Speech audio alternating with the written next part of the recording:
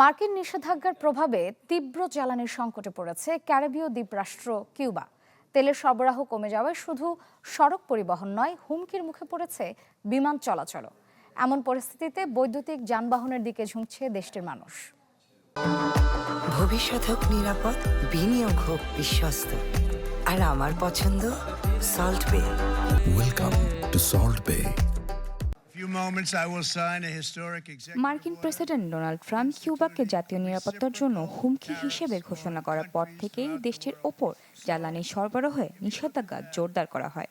এর ফলে দীর্ঘদিনের তেল সরবরাহকারী ভেনেজুয়েলা থেকেও জ্বালানি পাওয়া বন্ধ হয়ে যায়। এদিকে কিউবাকে জ্বালানির সহায়তা দিতে এগিয়ে এসেছে মেক্সিকো। তবে ওয়াশিংটন হুঁশিয়ারি দিয়েছে, মেক্সিকো সহ অন্য কোনো দেশ যদি কিউবায় জ্বালানির সরবরাহ অব্যাহত রাখে তাহলে তাদের ওপর আরোপ করা হতে পারে অতিরিক্ত শুল্ক। সংকট এতটাই তীব্র যে আন্তর্জাতিক এয়ারলাইন্সগুলোকে ইতিমধ্যে সতর্ক করেছে কিউবা, দেশটিতে জেট ফুয়েল আর সরবরাহ করা সম্ভব হবে না। ফলে বিমান চলাচলেও দেখা দিয়েছে অনিশ্চয়তা। সংকট মোকাবেলায় রাজধানী হাভানা সহ বিভিন্ন শহরে দ্রুত বাড়ছে বৈদ্যুতিক ট্রাইসাইকেলের ব্যবহার। যাত্রী ও হালকা মালামাল পরিবহনে এখন এগুলোই হয়ে উঠেছে প্রধান ভরসা।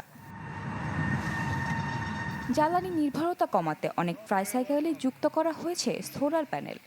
একটি সোলার প্যানেল যুক্ত বৈদ্যুতিক ট্রাইসাইকেল কিনতে চালকদের খরচ পড়ে গড়ে 2 থেকে 3 হাজার মার্কিন ডলার। চালকদের মতে সোলার প্যানেল যুক্ত ট্রাইসাইকেল কিনতে প্রাথমিকভাবে বেশ বড় অঙ্কের বিনিয়োগ প্রয়োজন হলেও নিয়মিত আয় সে খরচ দ্রুত তুলে আনতে সাহায্য করছে।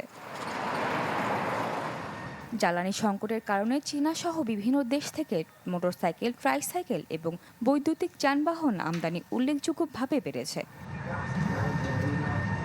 সব মিলিয়ে জ্বালানি সংকট আর আন্তর্জাতিক চাপের এই সময়ে বৈদ্যুতিক পরিবহন কিউবার মানুষের জন্য হয়ে উঠেছে টিকে থাকার নতুন পথ। প্রিয়তি খান, চ্যানেল 24।